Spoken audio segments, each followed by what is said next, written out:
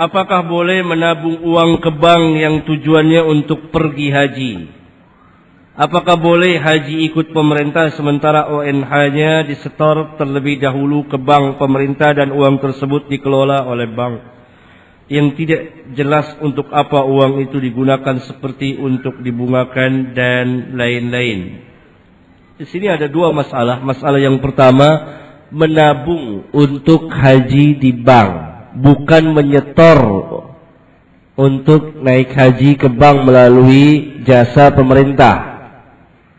Kalau yang pertama jelas tidak boleh. Yang pertama jelas tidak boleh. Gitu. Ya. Karena dia menabung di bank.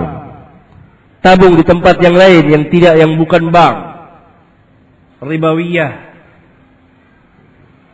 Yang kedua, pada hakikatnya dia membayar haji ke pemerintah, hanya pemerintah menyalurkannya melalui bank-bank yang telah ditunjuk oleh pemerintah. Ini sama seperti gaji-gaji kaum muslimin yang mereka ambil melalui bank-bank tertentu. Demikian juga pembayaran telepon dan lain-lain. Kita kaum muslimin telah terjerat oleh bank sedemikian kuatnya. Tidak ada satu pun celah yang ditinggalkan oleh bank, melainkan ia ada di situ. Sehingga untuk keluar mutlak diperlukan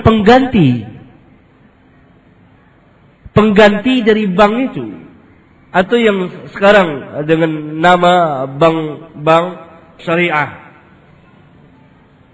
Tetapi harus dibina secara syar'i. Juga harus sesuai dengan kebutuhan kaum muslimin. Lengkap ada ATM-nya dan seterusnya. Kalau tidak, maka kita akan selalu berhubungan dengan bank dalam sifat yang darurat. Misalnya transfer uang, mengambil gaji, atau pembayaran tertentu, telepon, atau kita menerima cek atau setoran haji bagi yang ikut memberikan ibadah haji melalui pemerintah. Kalau tidak ada jalan lain, maka tahap pertama untuk menghindar dari bank, tidak boleh nabung di bank dan jangan menabung di bank. Kedua, jangan bekerja membantu bank, bekerja di bank, hatta sebagai satpamnya.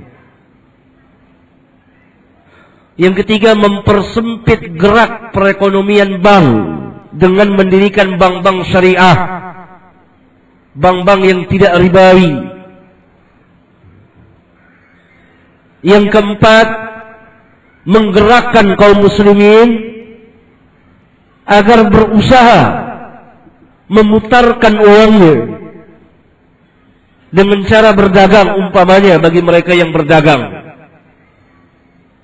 Ada dua cara yang sangat menarik sekali dalam dunia perdagangan yang biasa berkembang menurut adat kebiasaan manusia, yaitu syirkah, kongsi, dan mudharabah bagi hasil.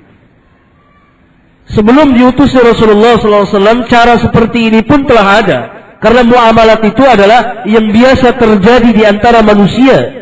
Islam datang mengarahkan mana yang terlarang saja, yang dilarang saja, yang tidak benar, yang merusak. Seperti jual beli secara riba. Maka kaum muslim bisa syirkah, bisa mudharabah, sehingga uang itu beredar, berputar.